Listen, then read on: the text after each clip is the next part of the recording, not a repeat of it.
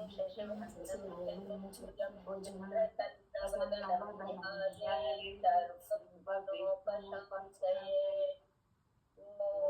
श्री महागणपतये नमः। ॐ सरस्वती वरदे कामरूपिणी विद्यारम्भं सिद्धिर्भवतु मे सदा। ॐ श्री सरस्वत्यै नमः। ॐ गुरुब्रह्मा गुरुविष्णु गुरुदेवो महेश्वरः गुरुः साक्षात् परब्रह्म तस्मै श्री गुरवे नमः। ॐ श्री सद्गुरुभ्यो नमः। हरिः ओम्।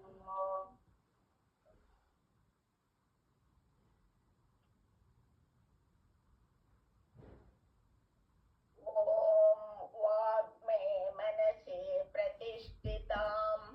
ॐ वाग्मे मनसि प्रतिष्ठिताम्। ॐ वाग्मे मनसि प्रतिष्ठिताम्। मनो मे वाचि प्रतिष्ठितम्। मनो मे वाचि प्रतिष्ठितम्। आविराविर्मयेधि आविराविर्मयेधि वेदस्य महानीस्तः वेदस्य महानीस्तः श्रुतं मे मा प्रहासि श्रुतं मे महा प्रहासि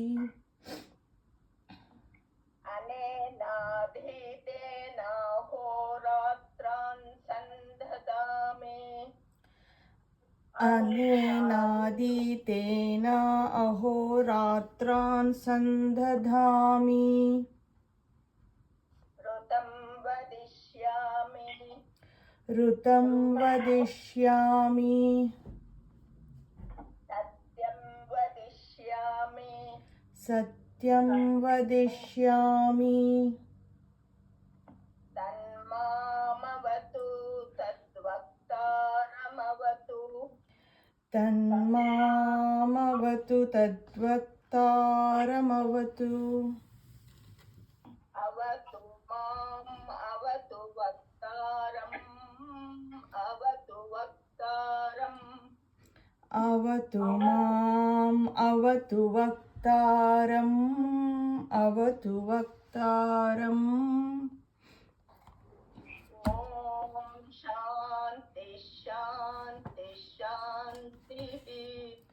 ॐ शान्ति शान्ति शान्तिः।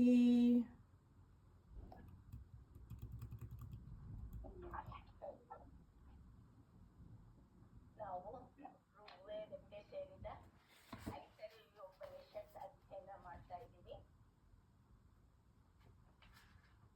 ಈ ಉಪನಿಷತ್ತಿನ ಒಂದು ಮುಖ್ಯ ಉದ್ದೇಶ ಬ್ರಹ್ಮ ತತ್ವವನ್ನು ತೋರಿಸೋದು. ಬ್ರಹ್ಮವಿದ್ ಬ್ರಹ್ಮೈವ ಭವತಿ. ಬ್ರಹ್ಮವನ್ನು ಅರ್ಕೊಂಡವನು ಬ್ರಹ್ಮವೇ ಆಗ್ತಾನೆ. ಅದು ಯಾವ ಪ್ರಕ್ರಿಯೆ ಮೂಲಕ ಈ ಉಪನಿಷತ್ ತಿಳಿಸ್ಕೊಡ್ತಾ ಇದೆ? ಇದು ಅಧ್ಯಾರೋಪವಾದ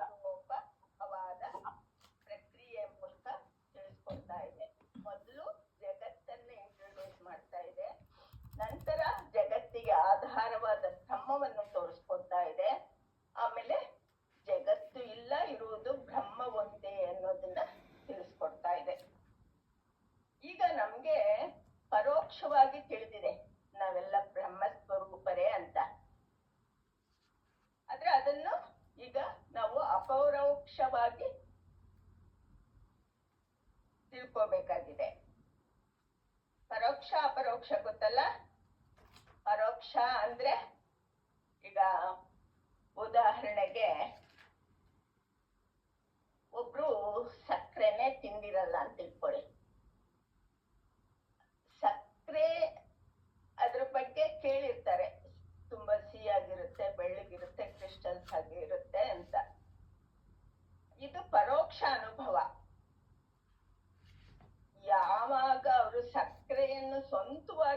ತಿಂದು ಅದರ ರುಚಿ ಹೇಗಿದೆ ಅಂತ ಅನುಭವಿಸ್ತಾರೋ ಅದು ಅಪರೋಕ್ಷ ಅನುಭವ.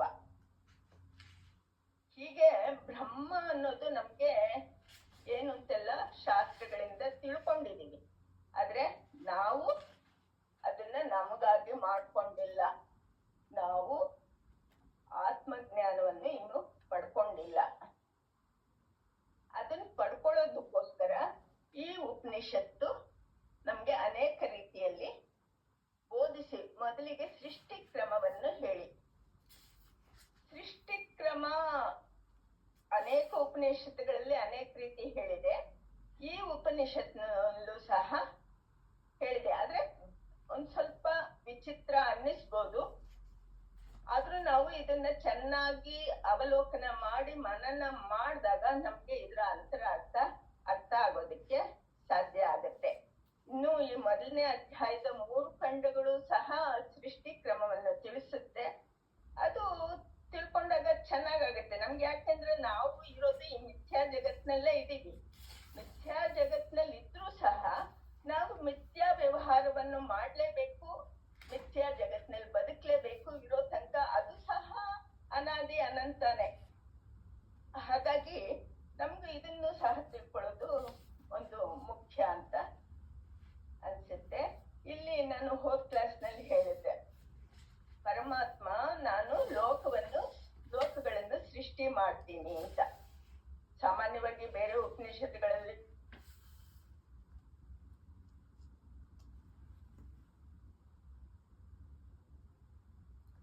ಅಮ್ಮ ಕೇಳಿಸ್ತಾ ಇಲ್ಲ.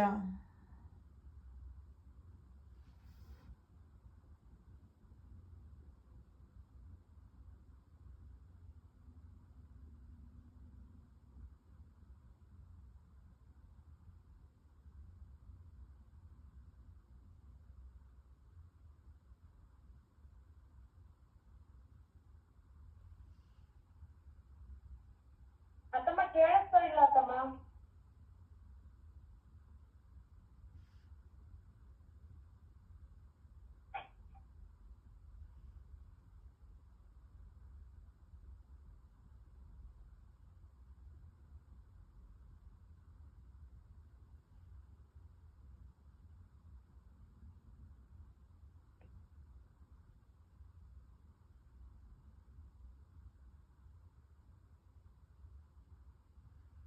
ಅದು ಅಂಬಸ್ ಲೋಕ. ಆಮೇಲೆ ಅದಾದ್ಮೇಲೆ ಮರೀಚಿ. ಅಮ್ಮ ಮಧ್ಯ ಇನ್ವಿಸ್ತಾ ಉಂಡ್ಲೇದಮ್ಮ ఒక 3 minutes. ಕೇಳಲಿಲ್ಲ ಏನಮ್ಮ? ಏನ್ ಹೇಳಿ ನನಗೆ ಗೊತ್ತಾಗ್ತಿಲ್ಲ ಅತ್ತಮ್ಮ. ಅಂಬ ಅದೆಲ್ಲ ಕೇಳಿ ಮಧ್ಯ 3-4 minutes ಹೇಳಿ. ಆಯ್ತು. ಅಂಬಸ್ ಅಂದ್ರೆ ಮೇಲ್ಗಡೆದು 5 ಲೋಕ. ಭೂಲೋಕ ಭುವರ್ಲೋಕ ಆದ್ಮೇಲೆ ಸುವರ್ಲೋಕದಿಂದ 5 ಲೋಕ. ಸುವರ್ಲೋಕ, ಮಹೋಲೋಕ, ಜನೋಲೋಕ, ತಪೋಲೋಕ ಮತ್ತೆ ಸತ್ಯಲೋಕ. ಇದು ಅಂಬಸ್ ಅಂತಾರೆ ಇದಕ್ಕೆ, ಈ 5 ಲೋಕಗಳಿಗೆ. ಇದಾದ ನಂತರ ಅಂತರಿಕ್ಷ. ಅಂತರಿಕ್ಷ ಅಂದ್ರೂ ಒಂದೇ, ಭುವರ್ಲೋಕ ಅಂದ್ರೂ ಒಂದೇ. ಇದನ್ನ ಮರೀಚಿ ಅಂತಾರೆ. ಮರೀಚಿ ಅಂದ್ರೆ ಇದು ನಮ್ಮ ಗ್ಯಾಲಕ್ಸಿಗೆ ಸೇರ್ಕೊಂಡಿರೋದು. ಈಗ ನಾನು ಹೇಳಿದ ಅಂಬಸ್ಸು ನಮ್ ಗ್ಯಾಲಕ್ಸಿಗೆ ಸೇರಿಲ್ಲ, ಇನ್ನು ಮೇಲಿನ ಲೋಕಗಳು. ಮರೀಚಿ ಅನ್ನೋದು ನಮ್ಮ ಅಂತರಿಕ್ಷಕ್ಕೆ ಸೇರಿದ, ನಮ್ಮ ಗ್ಯಾಲಕ್ಸಿಗೆ ಸೇರಿದ ಲೋಕ. ಮರೀಚಿ ಅಂದ್ರೆ ಸೂರ್ಯ ರಶ್ಮಿ ಅಂತ. ಸೂರ್ಯ ರಶ್ಮಿ ಅಲ್ಲೂ ನಮ್ಗೆ ಹೇಗೆ ಭೂಲೋಕಕ್ಕೆ ಸೂರ್ಯನ ಒಂದು ರಶ್ಮಿ ತಾಪ ಎಲ್ಲ ಇರುತ್ತೋ ಹಾಗೆ ಸೂರ್ಯ ರಶ್ಮಿಗಳು ಹರಡ್ಕೊಂಡಿರೋ ಲೋಕ ಅದು ಮರೀಚಿ. ಅದಾದ್ಮೇಲೆ ನಮ್ಮ ಭೂಲೋಕ ಮರಂ ಅಂತಾರೆ. ಮರಂ ಅಂತ ಯಾಕಂತಾರೆ, ಇದು ಹುಟ್ಟು ಮತ್ತೆ ಸಾವು ಎರಡೂ ಆಗ್ತಾ ಇದೆ ಈ ಲೋಕದಲ್ಲಿ. ಹಾಗಾಗಿ ಇದನ್ನ ಮರಂ, ಹುಟ್ಟು ಸಾವುಗಳಿಂದ ಕೂಡಿರೋ ಒಂದು ಲೋಕ, ಹಾಗೆ ಮರಂ ಅಂತ ಹೇಳಿದ್ರು. ಇನ್ನು ಆಪಹ ಅಂದ್ರೆ ಅಧೋಲೋಕಗಳು 7. ಅತಲ ವಿತಲ ಸುತಲ ಮಹಾತಲ ರಸಾತಲ ತಲಾತಲ ಪಾತಾಳ. ಈಗೆಲ್ಲ ಅಧೋಲೋಕ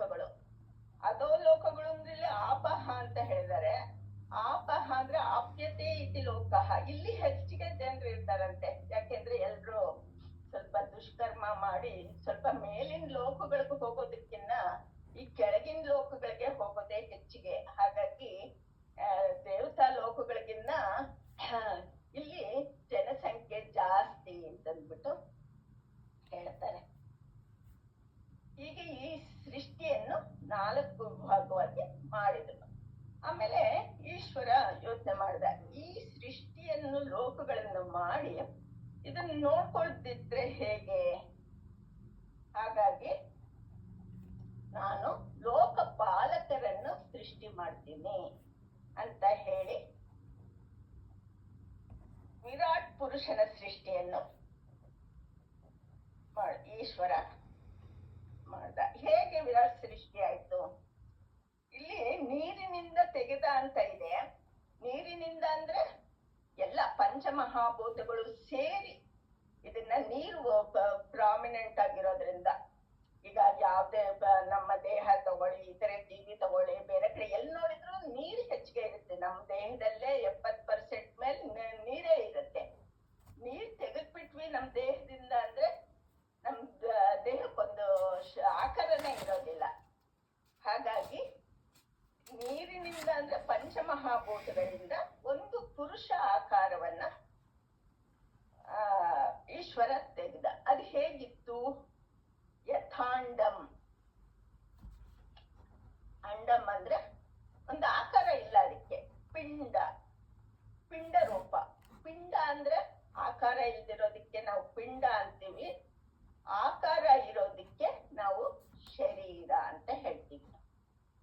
ಹೀಗೆ ಆ ಪಿಂಡವನ್ನು ತೆಗೆದ ಮೇಲೆ ಅದರಲ್ಲಿ ಲೋಕಪಾಲಕರ ಒಂದು ಸೃಷ್ಟಿಯನ್ನು ಪರಮಾತ್ಮ ಮಾಡ್ತಾನೆ. ಇದು 4th ಕ್ಲಾಸ್ನಲ್ಲಿ ಇಲ್ಲಿ ತನಕ ಮಾಡಿದ್ದೆ. ಆಮೇಲೆ ಇದು ಶ್ಲೋಕನು ಸಹ ಓದಿದ್ವಿ. ತಿರ್ಗಿ ಇವತ್ತು ಒಂದ್ಸಲ ಆ ಶ್ಲೋಕವನ್ನು ಓದಿ ಅದರ ಅರ್ಥ ನೋಡೋಣ.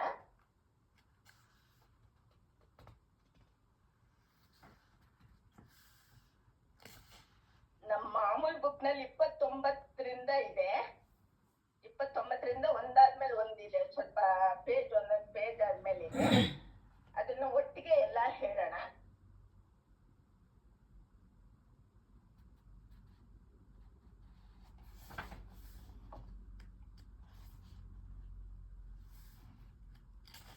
ತಮ್ ಅಭ್ಯತಪತ್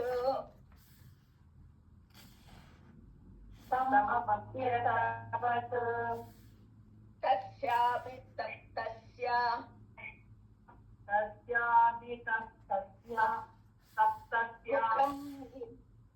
ಮುಖಂ ನಿರದಿದ್ಯತ ಯಥಾಂಡಂ ಮುಖಾದ್ ವಾಗ್ ವಾಚೋ ಅಗ್ನಿರ್ ನಾಸಿಕೆ ನಿರಬಿಧ್ಯೇತಾಂ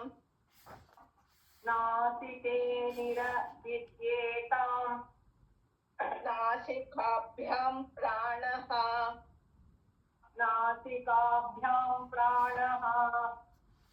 ಪ್ರಾಣಾದ್ ವಾಯುಃ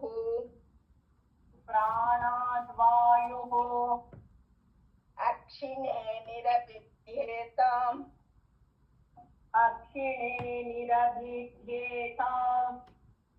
ಅಕ್ಷಿಭ್ಯಾಂ ಚಕ್ಷುಷಃ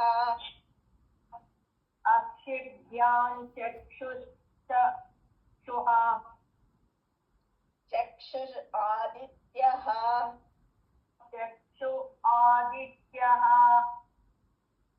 ಕರ್ಣೌ ನಿರಬಿಧ್ಯೇತಾಂ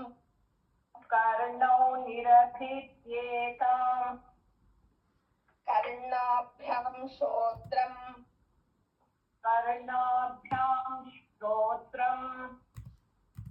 ಶ್ರೋತ್ರಾದ್ ದಿಶಃ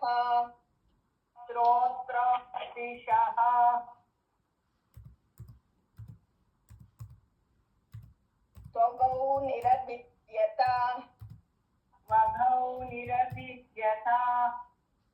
ತ್ವಚೋ ಲೋಮಾನಿ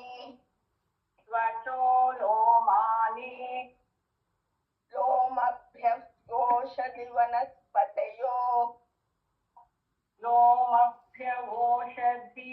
वनस्पतयो हृदयं निरभिद्यत हृदयं निरभिद्यत हृदयान्मनः हृदयोन्मनः मनसश्चन्द्रमा मनसश्चन्द्रमा नाभिर्निरभिद्यत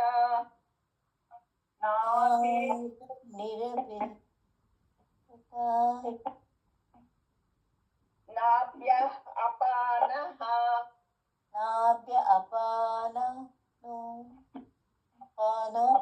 अपानामृत्युः शिष्टं निरभिद्यत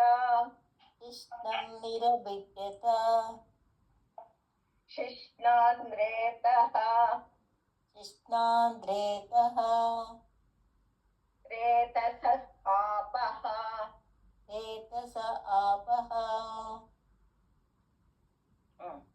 ಇದು 4ನೇ ಮಂತ್ರ. ಇದು ಎಲ್ಲ ಸುಲಭ ಇದೆ.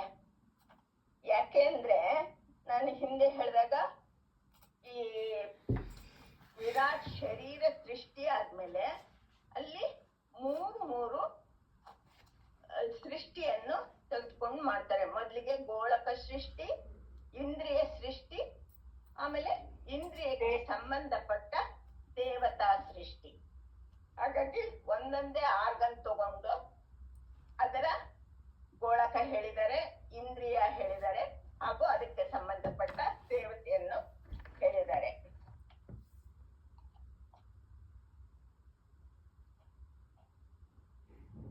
ಇದಕ್ಕೆ ಹೆಚ್ಚಿಗೆ ವಿವರಣೆ ಬೇಕಾಗಲ್ಲ, ನಿಮ್ಗೆ ಅರ್ಥ ಆಗತ್ತೆ.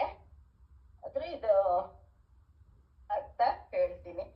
ತಮ್ಮ ಅಪ್ಯ ತಪತು ತಸ್ಯಾಪಿ ತಪ್ತಸ್ಯ.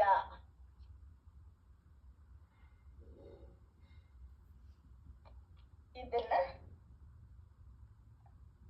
ಈ ಯಾವುದು ಈ ವಿರಾಟ್ ಪುರುಷನ ಆ ಪಿಂಡದಿಂದ ತಪಸ್ಸು ಮಾಡಿ ಸೃಷ್ಟಿಯನ್ನು ಮಾಡಿದ ಈಶ್ವರ. ಯಾವುದು ಮೊದಲಿಗೆ ಬಂತು? ಮುಖಂ ನಿರವಿದ್ಯತ ಯಥಾಂಡಂ. ಮುಖ ಮೊದಲಿಗೆ ಹೊರಗೆ ಬಂತು. ಹೇಗೆ ಒಂದು ಮೊಟ್ಟೆಗೆ ಆ ಪಕ್ಷಿ ಕಾವು ಕೊಟ್ಟು ಅದು ಹೊರಗೆ ಬರುತ್ತಲ್ಲ, ಹಾಗೆ ಇವನ್ನು ಮನುಷ್ಯನ ಶರೀರನು ಸಹ ಹಾಗೆ ಅಲ್ವಾ. ತಾಯಿ ಗರ್ಭದಲ್ಲಿದ್ದಾಗ ಅದು ಮಾಂಸ ಪಿಂಡ ಆಗಿರುತ್ತೆ. ಆ ಮಾಂಸ ಪಿಂಡ ಅದಕ್ಕೆ ಯಾವುದೇ ಆಕಾರ ಇರೋದಿಲ್ಲ. ಅದು ನಂತರ ಒಂದೊಂದೇ ಅವಯವ ಅದು ಹೊರಗೆ ಬರುತ್ತೆ. ಹಾಗೇನೆ ಇಲ್ಲಿ ಸಹ, ಆದ್ರೆ ಇಲ್ಲಿ ಮನುಷ್ಯ ಸೃಷ್ಟಿ ಇನ್ನೂ ಹೇಳಿಲ್ಲ. ಇಲ್ಲಿ ಹೇಳಿರೋದು ಸಮಷ್ಟಿ ಶರೀರ, ವಿರಾಟ್ ಪುರುಷನ್ ಶರೀರದಲ್ಲಿ ಹೇಳ್ತಾ ಇರೋದು. ಇನ್ನು ಜೀವ ಸೃಷ್ಟಿ ಆಗಿಲ್ಲ ಇಲ್ಲಿ. ಮೊದಲಿಗೆ ಆ ವಿರಾಟ್ ಪುರುಷನ ಇದರಿಂದ ಮುಖ ಹೊರಗಡೆ ಬಂತು. ಮುಖಾದ್ ವಾಕ್, ಮುಖದಿಂದ ವಾಕ್ ಅಂದ್ರೆ ಮಾತು. ಮುಖ ಅನ್ನೋದು ಇಂದ್ರಿಯ, ಮುಖ ಅನ್ನೋದು ಗೋಳಕ, ಇಂದ್ರಿಯ ಅನ್ನೋದು ಮಾತು ಅನ್ನೋದು ಇಂದ್ರಿಯ. ಆಮೇಲೆ ಅದಕ್ಕೆ ದೇವತಾ ಅಗ್ನಿ. ಇಲ್ಲಿ ಗೋಳಕ ಅಂದ್ರೆ ನಾನು ಹಿಂದೆ ಹೇಳಿದ್ದೆ, ನಾವು ಯಾವ್ದು ಈ ಶರೀರದ ಮೇಲ್ಭಾಗಗಳು ನಮ್ಗೆ ಕಾಣ್ತಾ ಇದೆಯಲ್ಲ, ಕಣ್ಣು, ಕಿವಿ, ಮೂಗು, ಹೊರಗಡೆ ಕಾಣ್ತಾ ಇರೋದೆಲ್ಲ ಗೋಳಕಗಳು. ಈ ಬರೀ ಗೋಳಕಗಳಿಂದ ಕೆಲಸ ಆಗೋದಿಲ್ಲ. ಇದ್ರ ಹಿಂದೆ ಅದಕ್ಕೆ ಸಂಬಂಧಪಟ್ಟ ಇಂದ್ರಿಯ ಶಕ್ತಿ ಇರ್ಬೇಕು. ಉದಾಹರಣೆಗೆ ಕಣ್ಣು ಒಂದು ಗೋಳಕ. ಗೋಳಕದ ಹಿಂದೆ ನೋಡುವ ಇಂದ್ರಿಯ ಶಕ್ತಿ ಇದ್ದಾಗ ಮಾತ್ರ ಈ ಕಣ್ಣಿಂದ ನೋಡೋದಕ್ಕೆ ಸಾಧ್ಯ. ಆ ಕಣ್ಣಿನ ಹಿಂದೆ ಅದಕ್ಕೆ ಇಂದ್ರಿಯಕ್ಕೆ ಸಂಬಂಧಪಟ್ಟ ದೇವತೆ ಸಹ ಇರ್ಬೇಕು. ಆ ದೇವತೆ ಆ ಇಂದ್ರಿಯಕ್ಕೆ, ಅದ್ರ ಮೂಲಕ ಈ ಎಲ್ಲ ಕೆಲಸಗಳು ಆಗುತ್ತೆ ಅಂತ ಹೇಳ್ತಾ ಇದ್ದಾರೆ. ಮೊದ್ಲಿಗೆ ಇಲ್ಲಿ ಮುಖಂ ನಿರಭಿದ್ಯತ ಯಥಾಂಡಂ ಮುಖಾದ್ ವಾಚೋ ಅಗ್ನಿರ್. ಮೊದಲಿಗೆ ಮುಖ ಹೊರಗೆ ಬಂತು, ಅದರಿಂದ ಮಾತು ಹಾಗೂ ದೇವತೆ, ಅಗ್ನಿ ದೇವತೆ ಬಂದ.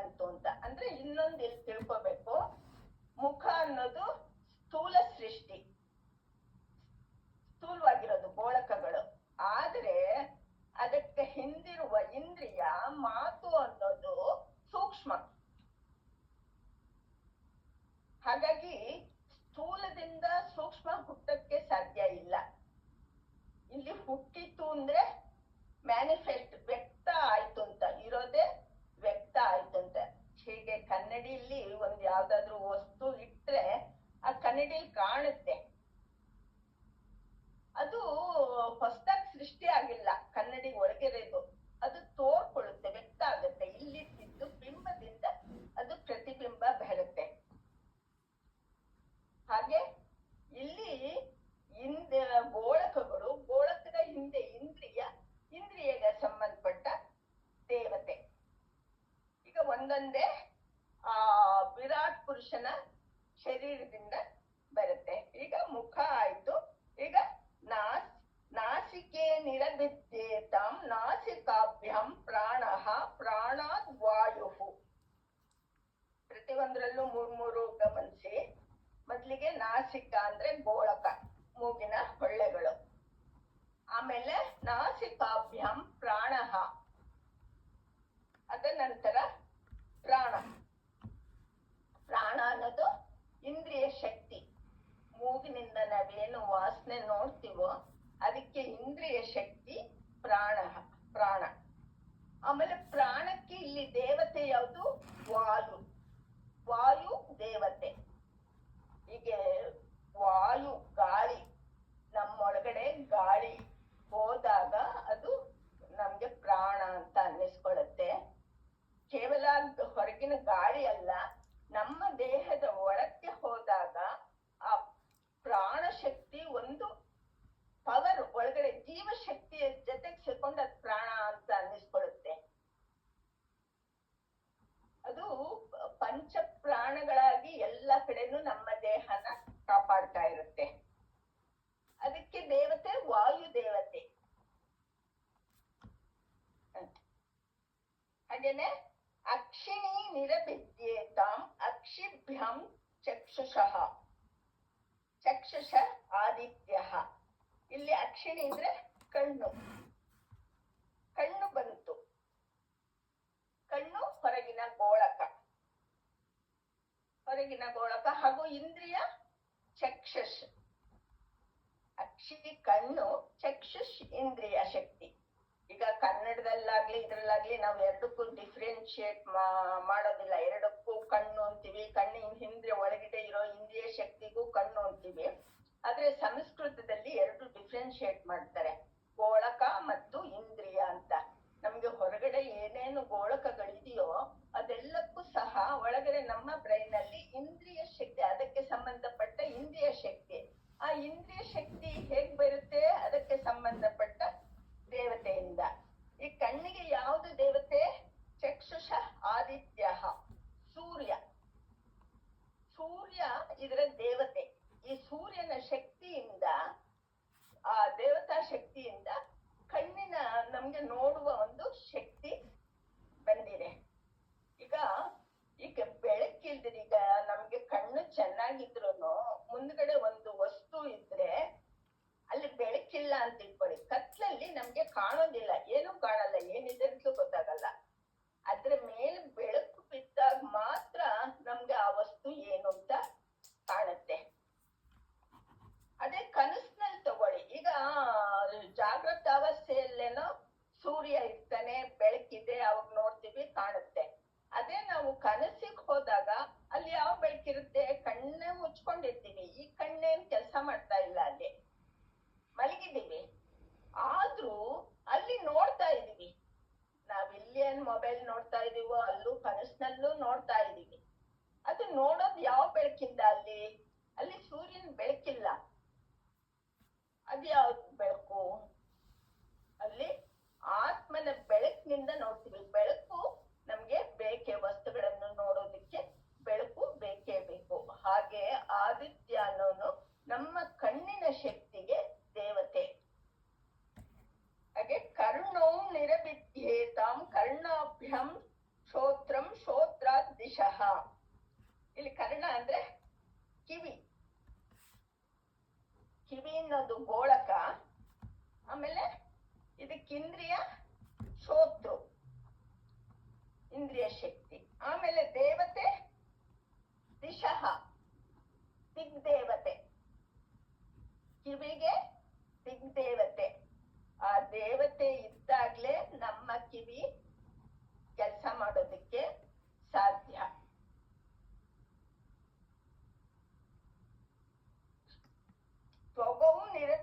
ನಿರ್ಭಿದ್ಯತ ತ್ವಚೋ ಲೋಮಾನಿ ಲೋಮಭ್ಯ ಓಷಧಿ ವನಸ್ಪತಯೋ. ಆಮೇಲೆ ತ್ವಕ್ ಅಂದ್ರೆ ಚರ್ಮ. ಚರ್ಮ ಅನ್ನೋದು ನಮ್ದು ಗೋಲಕ. ಆಮೇಲೆ ಲೋಮ, ಲೋಮ ಅಂದ್ರೆ ಚರ್ಮದ ಮೇಲೆ ಬೆಳೆದಿರುತ್ತಲ್ಲ ಕೂದ್ಲು, ಅದು ಲೋಮ. ನಾವು ಲೋಮ ಅಂತೀವಿ, ಕೇಶ ಅಂತೀವಿ. ಕೇಶ ಅಂದ್ರೆ ತಲೆ ಮೇಲೆ ಬೆಳೆದಿರೋ ಕೂದ್ಲಿಗೆ ಕೇಶ ಅಂತೀವಿ. ಆಮೇಲೆ ತಲೆ ಬಿಟ್ಟು ಬಾಕಿ ಕಡೆ ಎಲ್ಲ ಶರೀರ ಕಡೆ ಎಲ್ಲ ಕೂದಲುಗಳಿರುತ್ತಲ್ಲ, ಅದಕ್ಕೆ ಲೋಮ ಅಂತ ಹೇಳ್ತೀವಿ. ಈ ಲೋಮಕ್ಕೆ ದೇವತೆಗಳು ಯಾರು? ಓಷಧಿ ವನಸ್ಪತಿಯ. ಈ ಗಿಡಮೂಲಿಕೆಗಳು, ಸಣ್ಣ ವನಸ್ಪತಿಗಳು ಎಲ್ಲವೂ ಇದಕ್ಕೆ ದೇವತೆ. ಅಂದ್ರೆ ಆ ಗಿಡ ಅಂತ ಅರ್ಥ ಅಲ್ಲ, ಆ ಪವರ್, ಶಕ್ತಿ, ಆ ಗಿಡಗಳ ಒಂದು ಶಕ್ತಿ ದೇವತೆ. ಈ ಚರ್ಮದ ಮೂಲಕ, ಆ ಲೋಮದ ಮೂಲಕ ನಮ್ಗೆ ಒಂದು ಸ್ಪರ್ಶ ಶಕ್ತಿಯನ್ನು ಅದು ಕೊಡುತ್ತೆ. ಇದಾದ್ಮೇಲೆ ಹೃದಯಂ ನಿರಭಿದ್ಯತ ಹೃದಯಾನ್ ಮನಃ ಮನಃ ಚಂದ್ರಮ. ಆಮೇಲೆ ಹೃದಯ ಹೊರಗಡೆ ಬಂತು. ಹೃದಯ ಅಂದ್ರೆ ನಮ್ಮ ಶರೀರದಲ್ಲಿರುವ ಫಿಸಿಕಲ್ ಹಾರ್ಟ್. ಹೃದಯ ಮನಃ, ಹೃದಯ ಗೋಳಕ, ಮನಸ್ಸು ಇಂದ್ರಿಯ. ಮನಸ್ಸ ಚಂದ್ರಮ, ಇದಕ್ಕೆ ದೇವತೆ ಚಂದ್ರ. ಚಂದ್ರ ಅಂದ್ರೆ ನಾವು ಕಾಣೋ ಚಂದ್ರ ಅಲ್ಲ, ಚಂದ್ರ ದೇವತೆ ಅಂದ್ರೆ ಅದು ಸೂಕ್ಷ್ಮ ಶಕ್ತಿ. ಇಲ್ಲಿ ಹೃದಯ ಅಂದ್ರೆ ನಾವು ಕೆಲವ್ರು ಅನ್ಕೊಳ್ತೀವಿ ಇದರಲ್ಲಿ ಸ್ಪಿರಿಚುವಲ್ ಹಾರ್ಟ್ ಬೇರೆ ಮತ್ತೆ ಫಿಸಿಕಲ್ ಹಾರ್ಟ್ ಬೇರೆ ಅಂತ. ಇದರಲ್ಲಿ ಒಂದು ಸೂಕ್ಷ್ಮ ವ್ಯತ್ಯಾಸ ಇದೆ. ನಾವು ಹೃದಯ ಸ್ಪಿರಿಚುವಲ್, ಆಧ್ಯಾತ್ಮಿಕ ಹೃದಯ, ಅವರ ಹೃದಯ ವಿಶಾಲವಾಗಿದೆ ಅಂತೀವಿ. ಇದು ಸ್ಪಿರಿಚುವಲ್ ಹಾರ್ಟ್. ಅದೇ ನಮ್ಮ ಸ್ಪಿರಿಚುವಲ್ ಹಾರ್ಟ್, ಫಿಸಿಕಲ್ ಹಾರ್ಟ್ ವಿಶಾಲವಾಗಿದೆ ಅಂದ್ರೆ ಅವನಿಗೆ ಹಾರ್ಟ್ ಸ್ವಲ್ಪ ಪ್ರಾಬ್ಲಮ್ ಇದೆ ಅಂತ ಅರ್ಥ ಆಗುತ್ತೆ. ಹಾಗಾಗಿ ಹಾಗಲ್ಲ ಅರ್ಥ. ಫಿಸಿಕಲ್ ಹಾರ್ಟ್ ನಲ್ಲಿ ಮತ್ತೊಂದು ಜಾಗ, ಅಂಗುಷ್ಟದಷ್ಟು ಜಾಗ, ಅದಕ್ಕೆ ದಹರಾಕಾಶ ಅಂತ ಹೇಳ್ತೀವಿ. ಈ ಫಿಸಿಕಲ್ ಹಾರ್ಟ್ ನಲ್ಲಿರೋ ಜಾಗನೇ.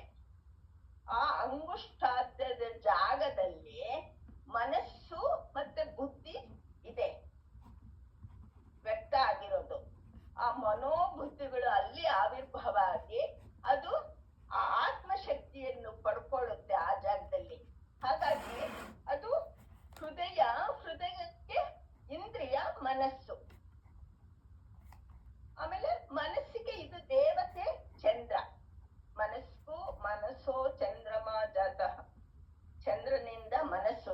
ಅವೆರಡಕ್ಕೂ ಕನೆಕ್ಷನ್ ಹೇಳ್ತಾರೆ. ಪುರುಷ ಸೂಕ್ತದಲ್ಲೂ ಬರುತ್ತೆ, ಇದ್ರಲ್ಲೂ ಬರುತ್ತೆ. ಯಾಕೆಂದ್ರೆ ಈ ಹುಣ್ಣಿಮೆ ಟೈಮ್ನಲ್ಲಿ ಮನಸ್ಸು ತುಂಬಾ ಇದಾಗತ್ತೆ, ಏರುಪೇರಾಗತ್ತೆ. ಮತ್ತೆ ಈ ರೋಗಿಗಳಿಗೂ ಅಷ್ಟೇ, ಮನೋರೋಗಿಗಳಿಗೆ ಈ ಹುಣ್ಣಿಮೆಯಲ್ಲಿ ಹೆಚ್ಚಿಗೆ ಇದಾಗುತ್ತೆ. ಯಾಕೆಂದ್ರೆ ಅದಕ್ಕೂ ಕನೆಕ್ಷನ್. ಅದು ದೇವತೆ, ಚಂದ್ರನ ದೇವತೆ. ಹೃದಯ ಅನ್ನೋದು ಗೋಳಕ, ಮನಸ್ಸು ಅನ್ನೋದು ಇಂದ್ರಿಯ, ಚಂದ್ರ ಅನ್ನೋದು ದೇವತೆ. ನಂತರ ನಾಭಿರ್ನಿರಭಿದ್ಯಥ ನಾಭ್ಯ ಅಪಾನಃ ಅಪಾನಾಂ ಮೃತ್ಯುಹು. ನಂತರ ನಾಭಿ ಹೊರ ತೋಡ್ಕೊಳ್ತು. ಯಾವ್ದ್ರಿಂದ? ವಿರಾಟ್ ಪುರುಷನಿಂದ. ಮೊದಲು ಪಿಂಡಾಕಾರದಲ್ಲಿದ್ದು ಒಂದೊಂದೇ ಆರ್ಗನ್ ಬರ್ಬೇಕಾದ್ರೆ ಇಷ್ಟೆಲ್ಲ ಬಂದು ಹೃದಯ ಬಂದ್ಮೇಲೆ ಈ ನಾಭಿ ಅನ್ನೋದು ಬಂತು. ನಾಭಿಯಿಂದ ಅಪಾನ ವಾಯು ಅಪಾನ ವಾಯು ಆಯ್ತು. ಇಲ್ಲಿ ನಾಭಿ ಅನ್ನೋದು ಗೋಳಕ, ಅಪಾನ ಅನ್ನೋದು ಇಂದ್ರಿಯ. ಆಮೇಲೆ ಇದಕ್ಕೆ ದೇವತೆ ಮೃತ್ಯು, ಯಮ ದೇವತೆ. ಇದಕ್ಕೆ ಯಮನ್ ಕೆಲಸ ಏನು? ಎಲ್ಲ ಕ್ಲೀನ್ ಮಾಡೋದು. ಇದು ಅಷ್ಟೇ. ಅಪಾನ ನಮ್ಮ ದೇಹದಲ್ಲಿ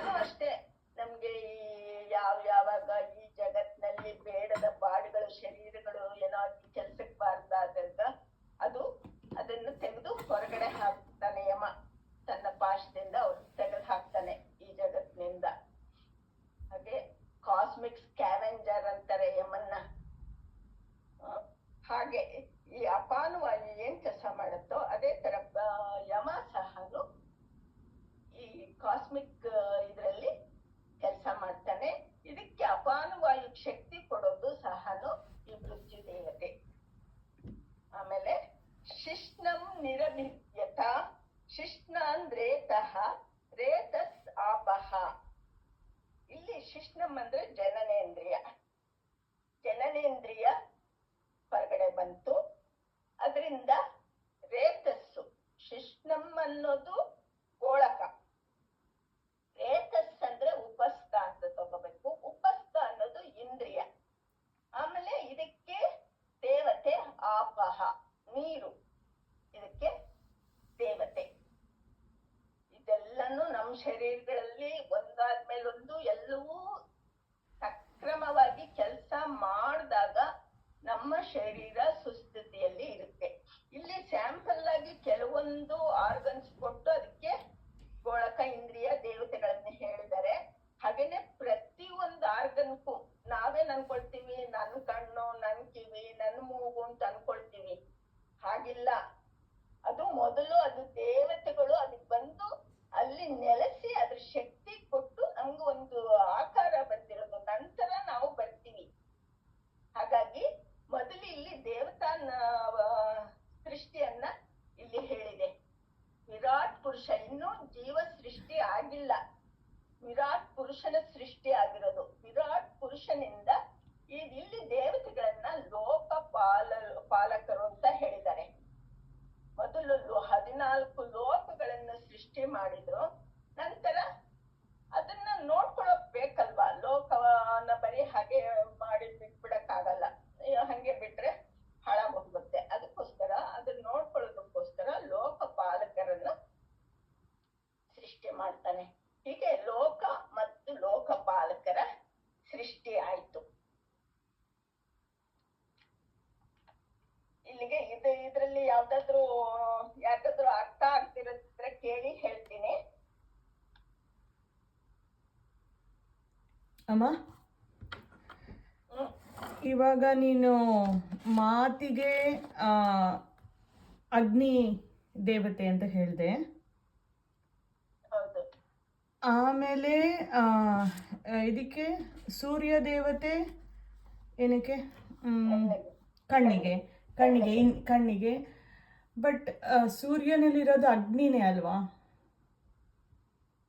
ಸೂರ್ಯನಲ್ಲಿರೋದು ಅಗ್ನಿ ನಿಜ. ಆದ್ರೆ ಈ ಅಗ್ನಿ ಬೇರೆ. ಇದು ಡಿಫ್ರೆನ್ಶಿಯೇಟ್ ಮಾಡ್ತಾರೆ. ಅಗ್ನಿ ದೇವತೆ ಬೇರೆ, ಆದಿತ್ಯ ದೇವತೆ ಬೇರೆ ಅಂತ ಬೇರೆ ಬೇರೆ ಕೆಲ್ಸಗಳು ಬರುತ್ತೆ. ಈಗ ಅಗ್ನಿನೇ ತುಂಬಾ ತರ ಅಗ್ನಿಗಳಿದಾವೆ. ಬೆಳಕು ಅಂತ ಅನ್ನೋ ಒಂದು ಅರ್ಥದಲ್ಲಿ ಹೇಳ್ತಾರೆ. ನಮ್ಗೆ ಬೆಳಕು ಅಂದ್ಬಿಡ್ದೆ ಇದು ನಮ್ಗೆ ಕಣ್ಣಿಗೆ ಏನಾದ್ರು ಕಾಣ್ಬೇಕು ಅಂತಂದ್ರೆ ಅದು ಬೆಳಕಿಂದ ತಾನೇ ಏನಾದ್ರು ಗೋಚರ ಆಗೋದು. ಅದಕ್ಕೋಸ್ಕರ ಬೆಳಕಿಗೋಸ್ಕರ ಸೂರ್ಯನ ಅಂತ ಹೇಳ್ತಾರೆ. ಲೈಟ್ ಆಸ್ಪೆಕ್ಟ್ ನ ಸೂರ್ಯ ಅಂತ ಹೇಳ್ತಾರೆ, ಶಾಖದ ಆಸ್ಪೆಕ್ಟ್ ನ ಅಗ್ನಿ ಅಂತ ಹೇಳ್ತಾರೆ.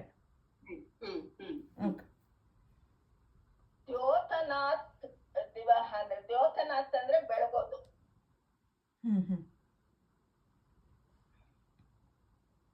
ಓಕೆ, ಹರಿ.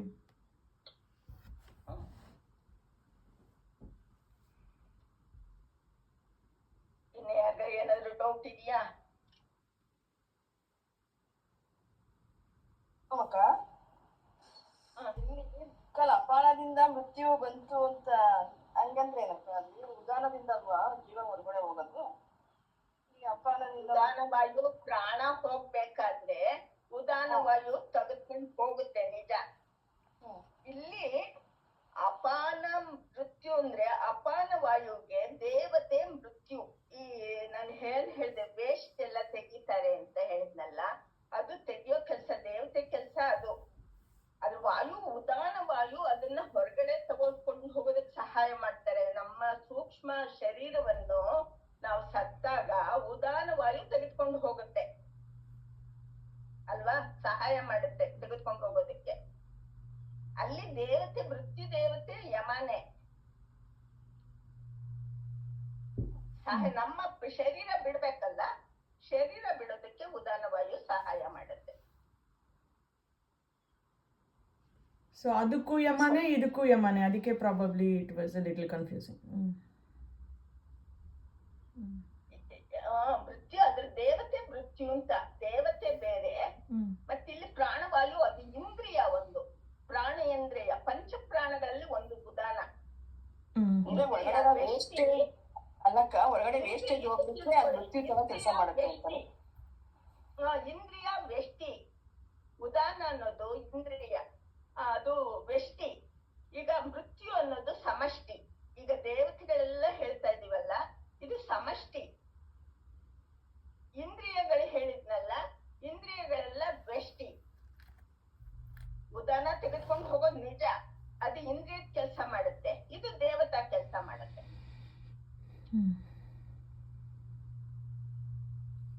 ಸರಿ, ಇದಾದ್ಮೇಲೆ ಇದು ಇಲ್ಲಿಗೆ ಮೊದಲನೇ ಅಧ್ಯಾಯದ ಮೊದಲನೇ ಖಂಡ ಆಯ್ತು. ಇಲ್ಲೇನ್ ಹೇಳಿದ್ರು, ಲೋಕದ ಸೃಷ್ಟಿ ಆಯ್ತು, ಲೋಕ ಪಾಲಕರ ಸೃಷ್ಟಿ ಆಯ್ತು. ಈಗ ಎರಡನೇ ಖಂಡ, ಇದು ಇನ್ನು ಸೃಷ್ಟಿ ಪ್ರಕರಣನೇ ಇದು ಮುಂದುವರಿಯುತ್ತೆ ಈ ಎರಡನೇ ಖಂಡದಲ್ಲಿ ಹಾಗೂ ಮೂರನೇ ಖಂಡದಲ್ಲಿ. ಈಗ ಎರಡನೇ ಖಂಡದ ಮೊದಲನೇ ಒಂದು ಮಂತ್ರವನ್ನ ಹೇಳ್ಕೊಡ್ತೀನಿ, ಹೇಳಿ.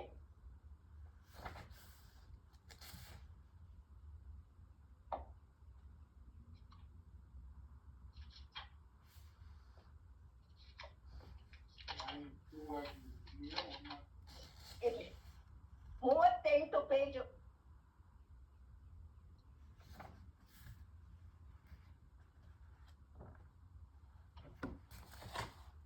ತಕೊಂಡ್ರ? ತಾಯೇತ ದೇವತಾ ಸೃಷ್ಟಾಃ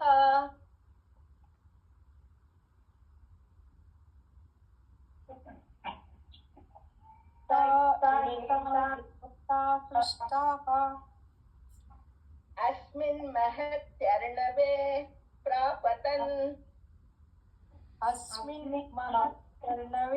प्रापतन् तम् अशनापिपासाभ्यम्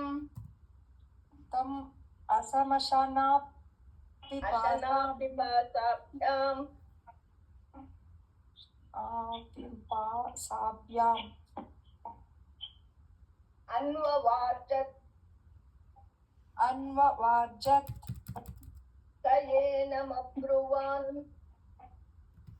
एनमब्रुवान् आयतनं न प्रजानीहि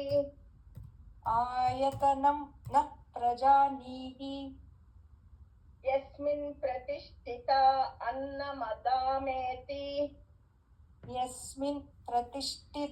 अन्नमदामेति.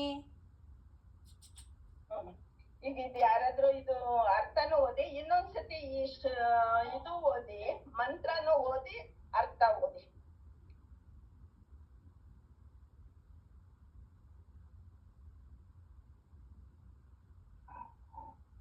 ಇನ್ನೊಂದ್ಸತಿ ಕೊಡ್ಬೇಕಾಯ್ತಕ್ಕ, ಗೊತ್ತಾಗ್ಲಿಲ್ಲ.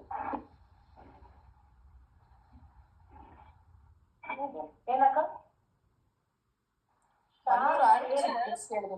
ಮಂತ್ರನೂ ಓದಿ ಆಮೇಲೆ ಅರ್ಥನೂ ಓದಿ. ತಾ ಏತಾ ದೇವತಾ ಸೃಷ್ಟಾ ಅಸ್ಮಿನ್ ಮಹತ್ಯರ್ಣವೆ ಪ್ರಾಪತಂ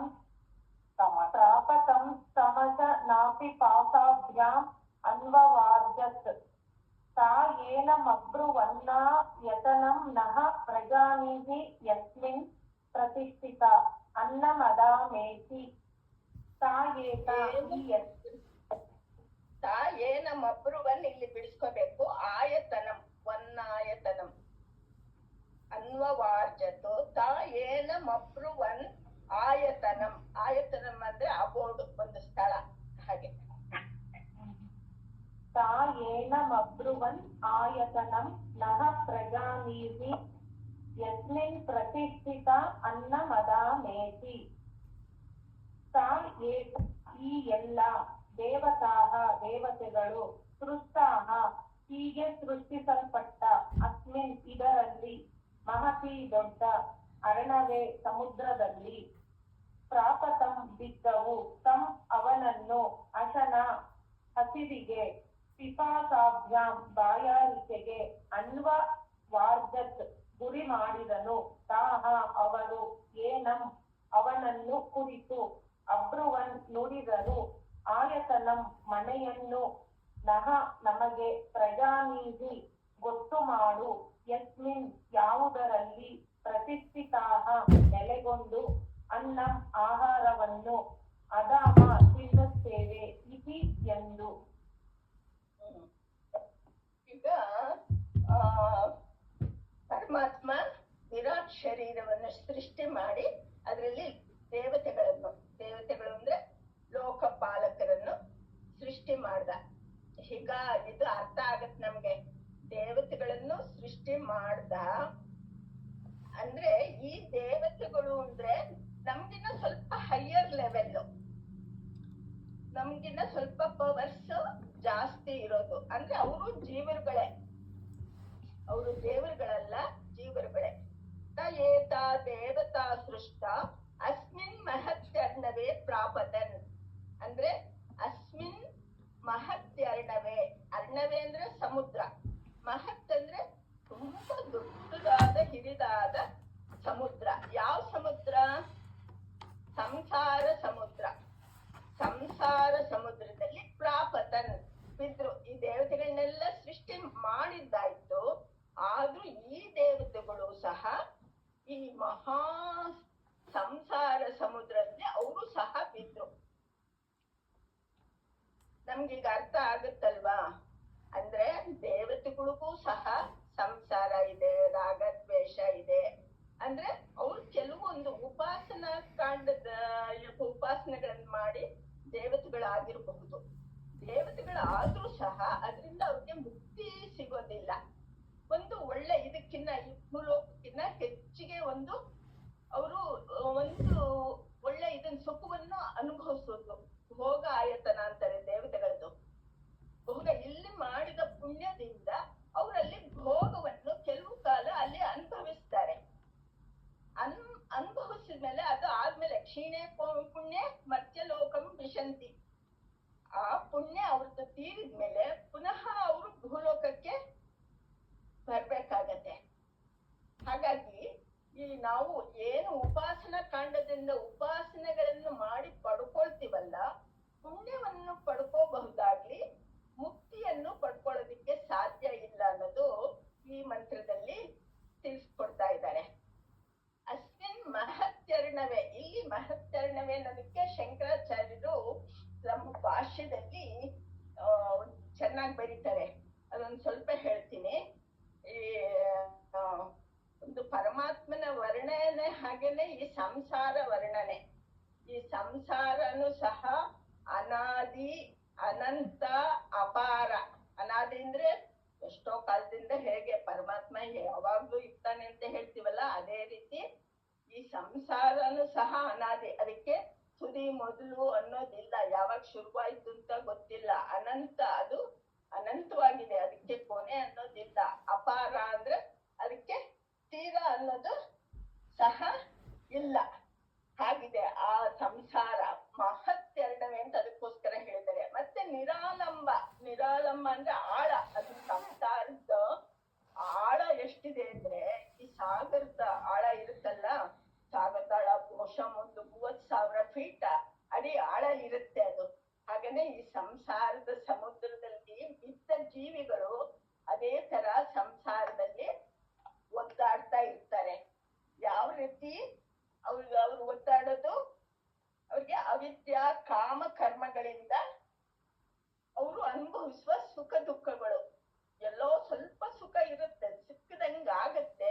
ಯಾವ್ದೋ ಸಿಕ್ತು ಅನ್ನೋ ಅಷ್ಟಕ್ಕೆ ಮತ್ತೆ ಅದು ಹೊರಟೋಗುತ್ತೆ. ಹಾಗೆ ತೀವ್ರ ರೋಗ ಜರಾ ಮೃತ್ಯು ಅನ್ನೋ ಮೊಸಳೆಗಳಂತೆ, ಗ್ರಾಹ ಅಂತಾರೆ ಮೊಸಳೆಗೆ. ಹಾಗೆ ಈ ಸಂಸಾರ ಸಮುದ್ರದಲ್ಲಿ ಬಿದ್ದವ್ರಿಗೆ ಅವ್ರು ಪಡೋ ತಾಪತ್ರಯಗಳು, ರೋಗಗಳು ಒಂದಾದ್ಮೇಲೆ ಒಂದು ಬರ್ತಾ ಇರುತ್ತೆ. ಆಮೇಲೆ ಜರ, ವೃದ್ಧಾಪ್ಯ ಬಂದಾಗಂತೂ ಕೇಳೋದೇ ಬೇಡ. ಅವರು ತಮ್ಮ ಕೆಲ್ಸಗಳು ತಾವು ನೋಡ್ಕೊಂಡು ಇದಾಗಿರೋದೇ ಕಷ್ಟ ಆಗತ್ತೆ. ಜರ, ಅದ್ರ ಜೊತೆಗೆ ಅದಾದ್ಮೇಲೆ ಮೃತ್ಯು. ಹೀಗೆಲ್ಲ ಇರೋದ್ರಿಂದ ಇಂಥ ಮಹಾ ಸಂಸಾರ ಸಮುದ್ರದಲ್ಲಿ ಈ ಜೀವಿಗಳಷ್ಟೇ ಅಲ್ಲ, ಈ ದೇವತೆಗಳು ಸಹ ಬಿದ್ರು. ತಾಯೇತ ದೇವತಾ ಸೃಷ್ಟ ಅಸ್ಮಿನ್ ಮಹತ್ಯರ್ಣವೇ ಪ್ರಾಪತನ್. ಅವರು ಸಹ, ದೇವತೆಗಳಿಗೂ ಸಹ ಈ ಎಲ್ಲ ಇದು ನಾವ್ ಏನೇನ್ ಇದ್ಬಿಡ್ತೀವೋ ಅದು ಸಹ ಬರಕ್ ಸಾಧ್ಯ ಇದೆ. ಆದ್ರೆ ಅವ್ರು ಏನು ಸುಖ ಪಡ್ತಿರ್ತಾರಲ್ಲ ಅದು ಅನುಭವಿಸೋ ತನಕ ಅನುಭವಿಸ್ತಾರೆ.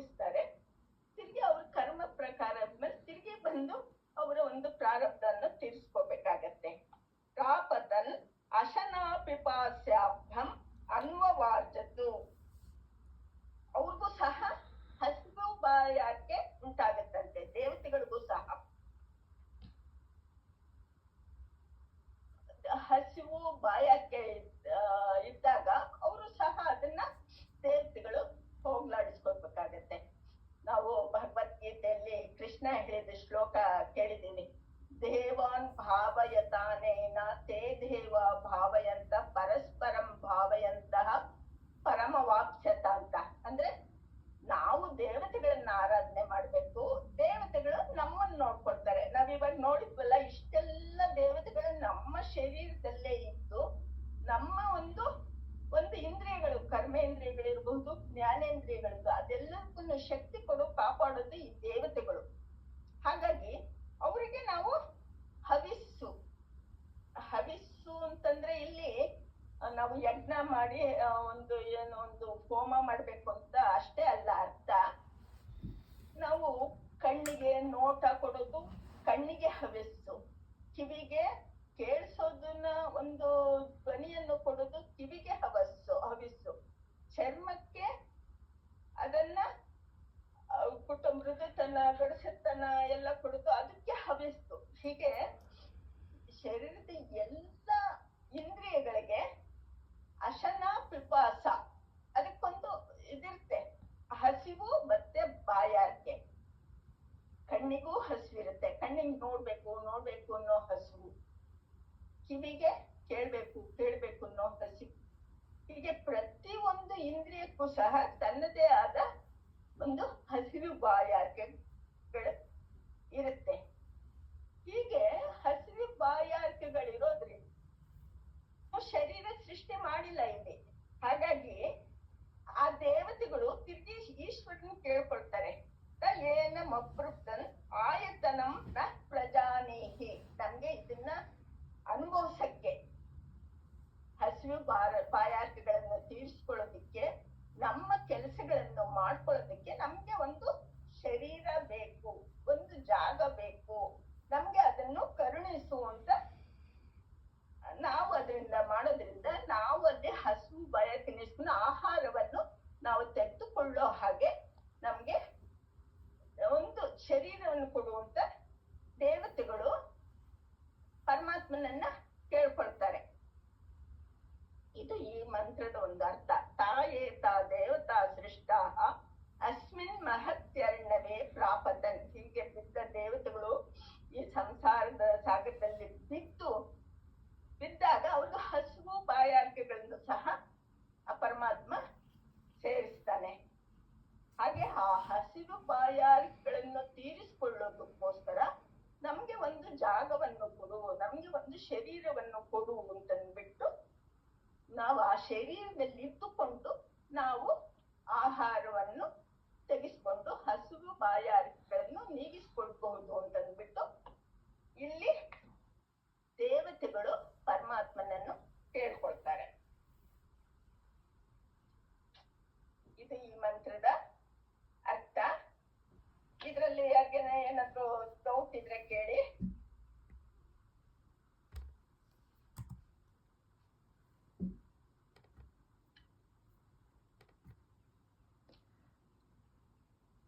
ಅಮ್ಮ,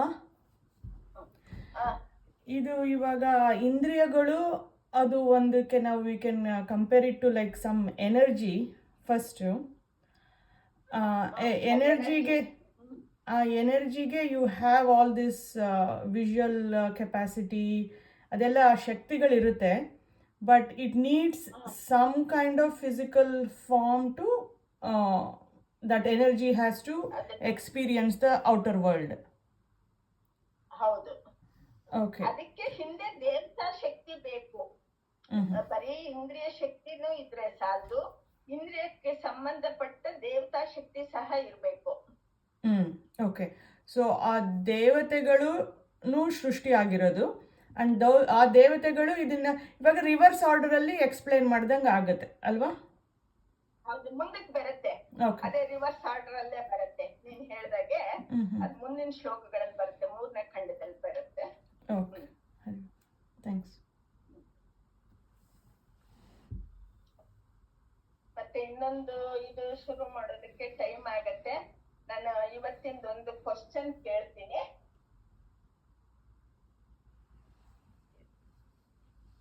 ಸ್ವಪಿತಿ ಅಂದ್ರೆ ಅರ್ಥ ಏನು? ಯಾರಾದ್ರೂ ಹೇಳ್ಬೋದು.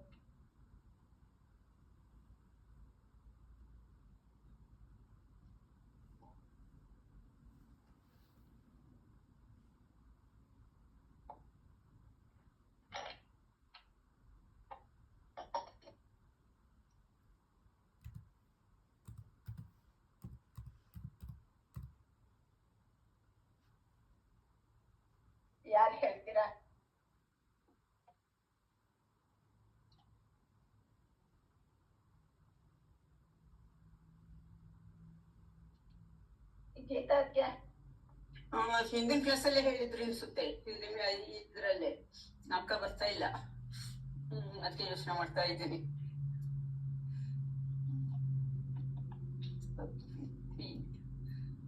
ಇಲ್ಲ ಅದಕ್ಕೆ ನಾಲ್ಕ ಬರ್ತಿಲ್ಲ, ಏನಂತ ಗೊತ್ತಾಗ್ಲಿಲ್ಲ. ರೂಪ?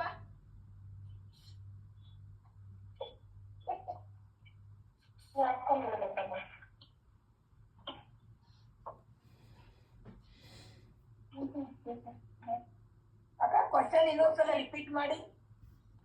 ಸ್ವಪಿತಿ ಅಂದ್ರೆ ಏನು?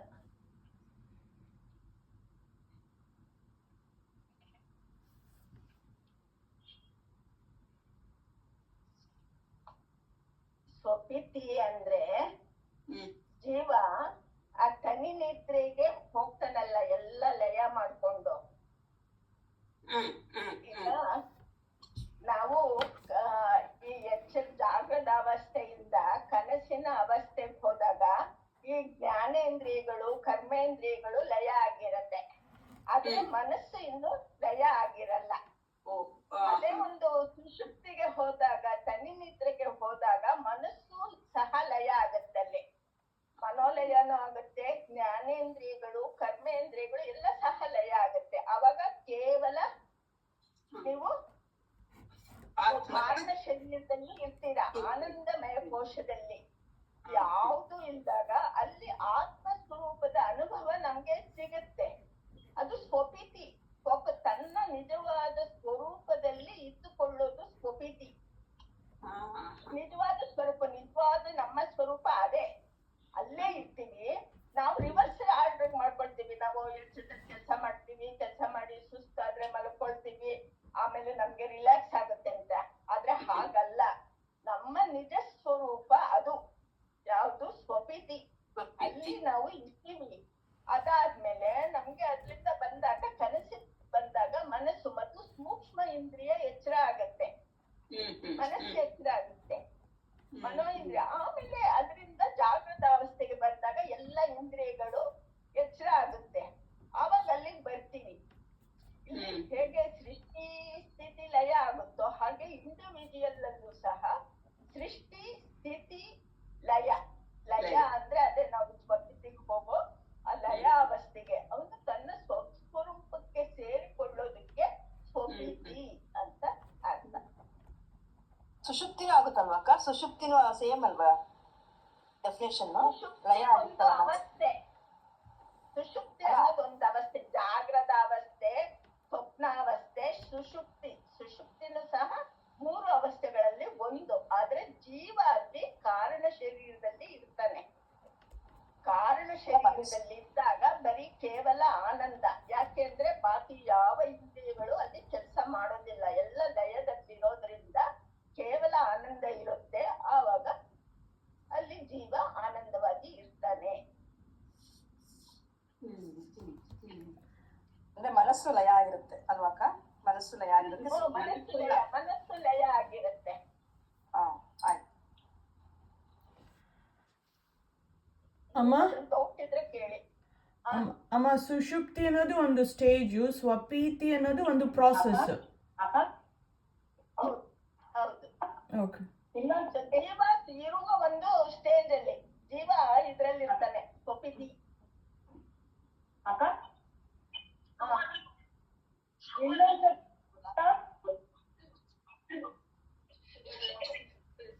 ಏನೋ ಡಿಸ್ಟರ್ಬೆನ್ಸ್ ಆಗ್ತಾ ಇದೆ, ಕೇಳು.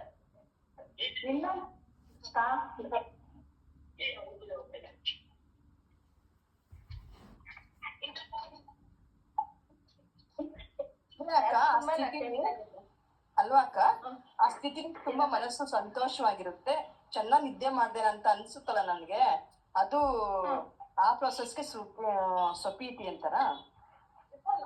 ಹೌದು. ಅಲ್ಲಿ ಯಾವ್ದು ಮನಸ್ಸು ಇರೋದಿಲ್ಲ, ಮನಸ್ಸು ಸಹ ಲಯ ಆಗಿರುತ್ತೆ. ಏನು ತುಂಬಾ ಚೆನ್ನಾಗಿ ನಿದ್ದೆ ಮಾಡಿದೆ, ಸಂತೋಷ ಆಯ್ತು ನನಗೆ ಅಂತ ಹೇಳ್ತೀವಲ್ವಾ? ಏನು ಇಲ್ದಿರೋದ್ರಿಂದ ಆ ಸುಖವನ್ನು ನಾವು ಅನುಭವಿಸ್ತೀವಿ. ಅಕ್ಕ ಹೇಳು. ಇನ್ನೊಂದ್ಸರಿ ಹೇಳಿ ಅಕ್ಕ. ಈಗ ನಾವು ಪ್ರತಿದಿನ 3 ಅವಸ್ಥೆಗೆ ಹೋಗ್ತೀವಿ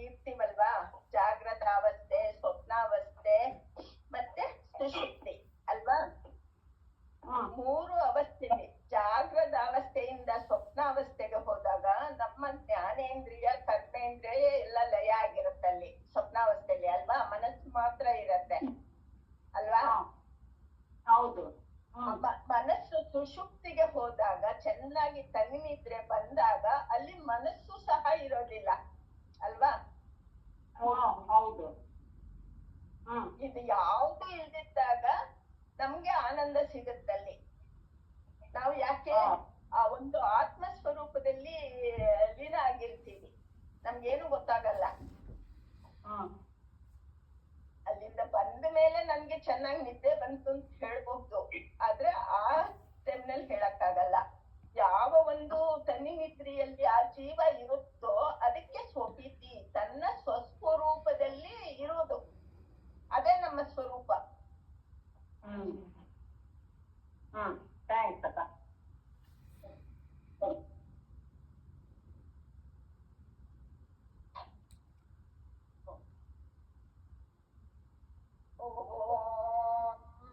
ಸರ್ವೇ ಭವಂತು ಸುಖಿನಃ, ಸರ್ವೇ ಸಂತು ನಿರಾಮಯಾಃ, ಸರ್ವೇ ಭದ್ರಾಣಿ ಪಶ್ಯन्तು ಮಾ ಕಶ್ಚಿತ್ ದುಃಖಭಾಗ್ ಭವೇತ್. ಹರಿ ಓಂ. ಶಾಂತಿ ಶಾಂತಿ ಶಾಂತಿ. ನೀವು ಚೆನ್ನಾಗಿ ಮನೇಲಿ ಪುನಃ ಪುನಃ ಮನನ ಮಾಡ್ಕೋಬೇಕು. ಮನನ ಮಾಡ್ಕೊಳ್ಳೋದ್ರಿಂದ ನಿಮ್ಗೆ ಕ್ವಶನ್ಸ್ ಕೇಳೋದಿಕ್ಕೆ ಗೊತ್ತಾಗತ್ತೆ, ಚೆನ್ನಾಗ್ ಅರ್ಥ ಆದ್ರೆ ಕೇಳಕ್ಕೆ. ಸುಮ್ನೆ ಒಂದ್ ವಾರ